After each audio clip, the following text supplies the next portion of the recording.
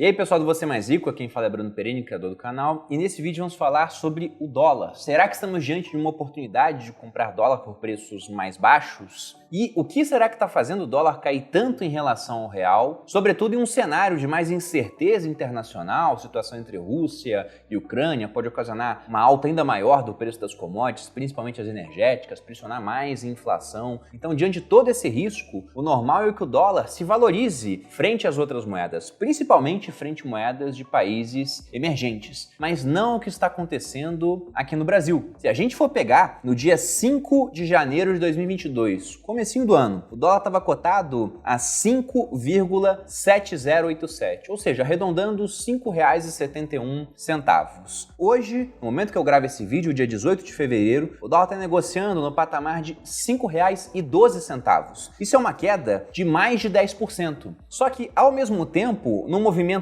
contrário, a gente vê o dólar se valorizando contra outras moedas e até contra outras moedas muito fortes. Existe um índice chamado de Dollar Index, que é a relação entre o dólar e uma cesta das principais moedas do mundo. Nessa cesta, com diferentes pesos, nós temos o euro com cerca de 57% do peso da cesta, depois o iene japonês com 13,6%, a libra esterlina inglesa com 11,9%, o dólar canadense com 9%, a coroa sueca com 4% e o franco suíço com uns 3,6%.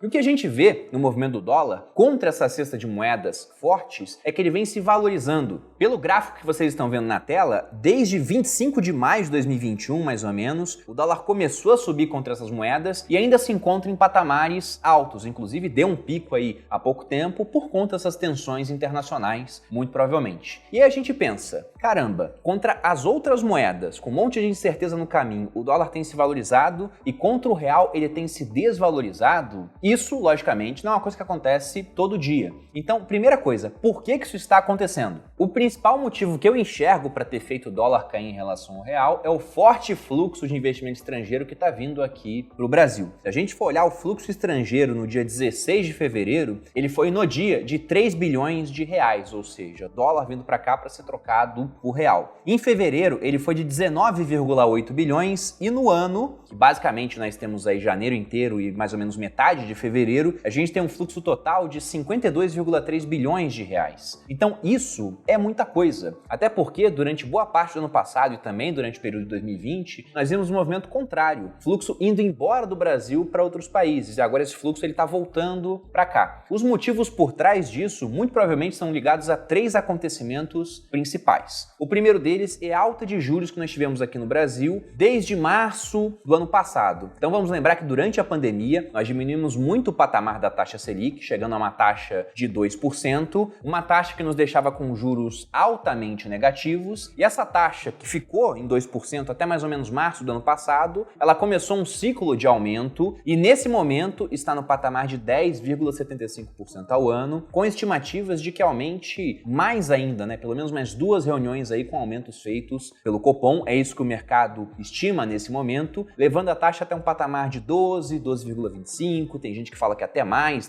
13%, então patamar muito alto. E se na hora que nós baixamos demais a taxa de juros, a gente viu muito fluxo indo embora do Brasil, porque o pessoal via, nossa, para que manter dinheiro investido aqui no Brasil se eu não estou ganhando nenhum juros, a taxa está abaixo da inflação, melhor levar dinheiro para locais mais seguros. Agora, com essa taxa bem mais alta, o pessoal começa a mandar dinheiro para cá, porque já vê a oportunidade de fazer o chamado carry trade, ou seja, o pessoal pega dinheiro emprestado em países de juros baixos para investir aqui no Brasil, um país de juros altos. E você até pensa, nossa, Bruno, mas esse cara não está correndo muito risco, porque afinal de contas a Selic agora está em 10,75%, mas a inflação também fechou os últimos 12 meses num patamar de 10%. Mas aí você percebe o seguinte, a inflação que nós temos é dos últimos 12 meses, ela já aconteceu. E a Selic ela chegou a 10% agora. Se for pegar a Selic média dos últimos 12 meses, fica muito abaixo disso, porque ela ficou um tempão em 2, depois foi 2 alguma coisinha, 3, 4, só mais pro final do ano que ela pegou uma tração com aumentos maiores. Então essa Selic, se nada mudar,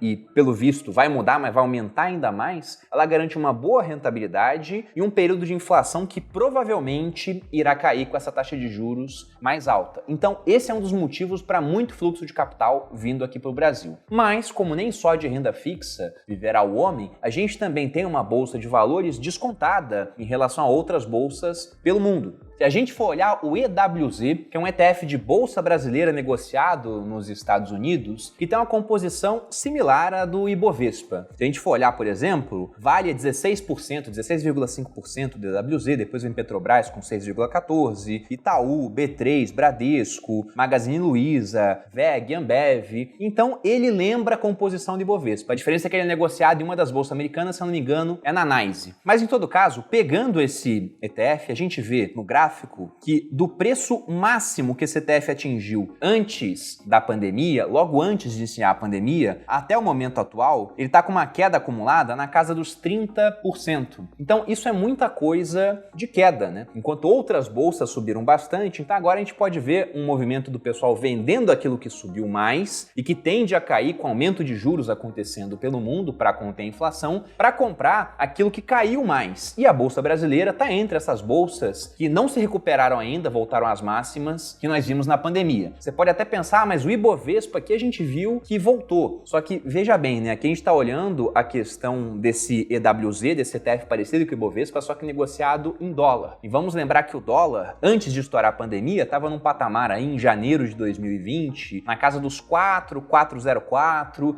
Então R$4 baixo, né? Agora, mesmo tendo caído para um patamar de mais ou menos 5,12, veja que é um patamar ainda bem mais alto do que nós tínhamos naquela época. E o último ponto está acontecendo inclusive por conta dessa questão da inflação, que é um aumento no preço das commodities internacionais. E se a gente for olhar a composição da nossa bolsa, nós somos, entre os países que têm uma maior presença do mercado, aquela bolsa com a maior composição de empresas relacionadas a commodity dentro do seu principal índice. Então, por conta disso, essa dinâmica de commodities com preços mais altos, que talvez venha a subir ainda mais por conta de conflitos internacionais, muita gente começa a enxergar o mercado brasileiro, a bolsa local, como um investimento mais atrativo. E nessa hora você pensa, nossa, mas se o investidor estrangeiro está enxergando a bolsa brasileira como uma bolsa atrativa, essa é a hora de comprar a bolsa brasileira e não de mandar dólar lá para fora para comprar, por exemplo, o índice americano, que também está caindo aí uns 10% nesse ano, se a gente for pegar o S&P 500, que é o principal índice americano. E, na minha opinião, você está parcialmente certo, porque afinal de contas, se nós temos oportunidades aqui, elas devem ser aproveitadas. Mas nesse ponto, eu gosto sempre de lembrar da importância que existe em se investir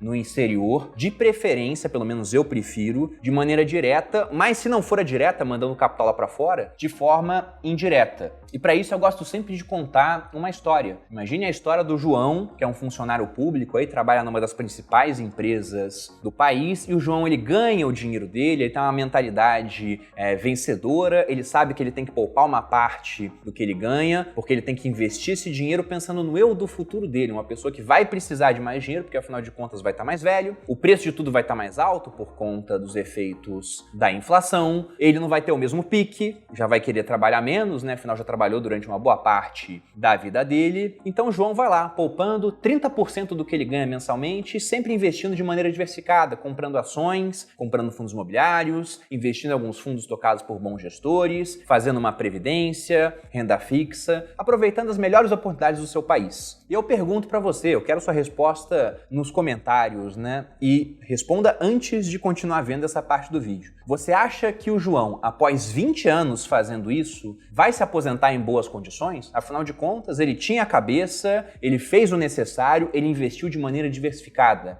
E eu acredito que boa parte das respostas de vocês serão sim. E seriam sim se o país fosse bem. Mas agora imagine que o João, na verdade, se chama Juan e é um venezuelano que fez isso durante os 20 anos, desde o começo do governo do Hugo Chávez até a fase do governo Maduro, onde boa parte das empresas da Venezuela simplesmente deixaram de existir. E a moeda venezuelana, ela também foi praticamente a zero, né? Lá nós temos uma inflação acumulada numa casa percentual de milhões. E como é que você faz para medir a inflação na Venezuela hoje? Porque o pessoal geralmente mede a inflação pelo aumento de preços. Como calcular o aumento de preços de itens que não existem mais nos mercados, porque há muita escassez de coisas básicas por lá. Então pense que se o João, no caso aqui o Juan, tivesse investido uma parte do patrimônio dele diretamente no exterior, ele poderia ir embora do país para recomeçar sua vida em outro local. Se ele tivesse investido indiretamente, durante muito tempo, aquele investimento indireto, que está atrelado a índices internacionais, a outras moedas, mas está no país, teria uma performance boa, mas uma hora também sofreria o sequestro ali do governo. E às vezes nem através de confisco, basta simplesmente eles aumentarem muito o imposto de renda para esse tipo de investimento, ou fazer um controle de câmbio, falando que agora, né, o dólar vale menos em relação à nossa moeda, o que já acabaria com boa parte do lucro do João no final das contas. Então, é uma questão de sobrevivência a gente ter algum capital que não esteja acompanhando a situação do nosso país. Até porque vamos pensar, né, será que as melhores oportunidades do mundo estão aqui, dentro do território brasileiro? Quando Deus criou o mundo, ele botou as melhores empresas e os piores patrões, por isso que a gente tem tanto processo trabalhista no Brasil, dentro desse território? Eu acho que não, tá? Então vale sempre a pena a gente ter uma carteira verdadeiramente diversificada. Isso não é só entre ativos, é também entre moedas e entre países. Buscando diversificar, logicamente, em países melhores do que o Brasil, com mais segurança jurídica, onde é mais fácil de iniciar um empreendimento, onde o acesso à tecnologia é maior, há menos barreiras para isso, onde as instituições da segurança jurídica são mais fortes. E o mercado americano, apesar dos problemas que os Estados Unidos têm também, igual a qualquer país, é o mercado ainda mais importante do mundo.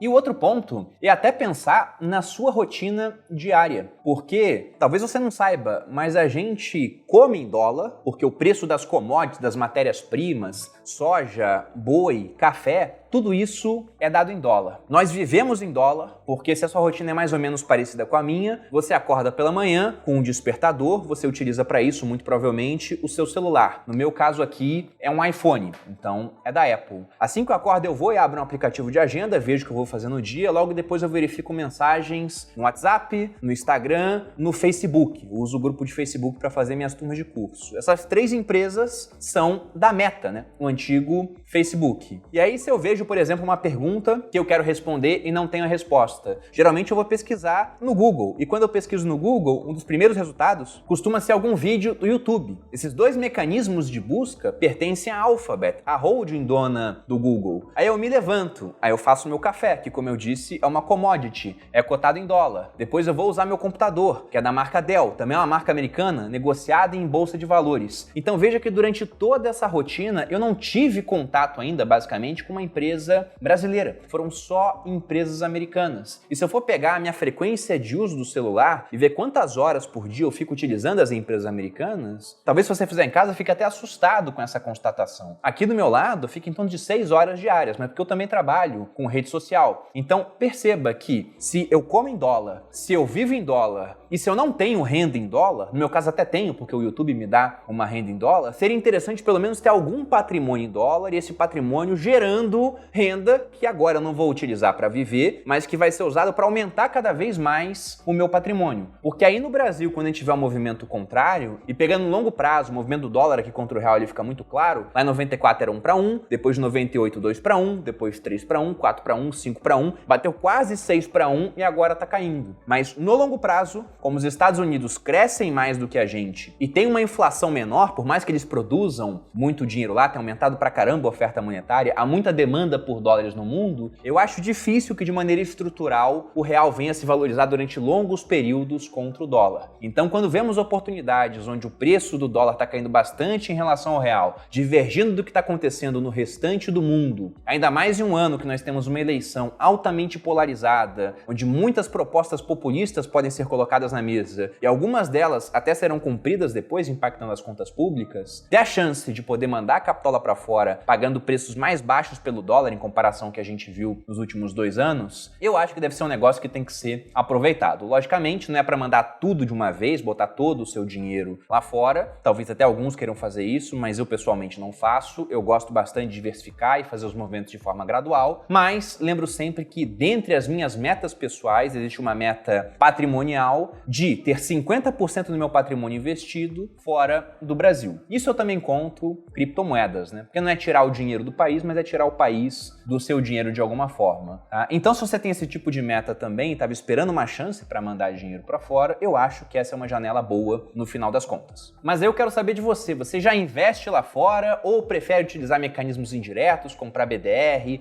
fundos aqui dentro? Agora, recentemente, saíram até ETFs de renda fixa que vão acompanhar o desempenho dos treasuries lá fora, né? Dos títulos públicos americanos. Então me diga aqui nos comentários, até porque vendo o que vocês fazem, o que vocês querem fazer, a gente cria conteúdo com base nisso, né? Se vocês têm uma demanda, a gente provê oferta aqui do nosso lado. Espero que tenham gostado do vídeo. Se você gostou, dê seu like, se inscreva no canal, me siga nas redes sociais. Um grande abraço e até a próxima.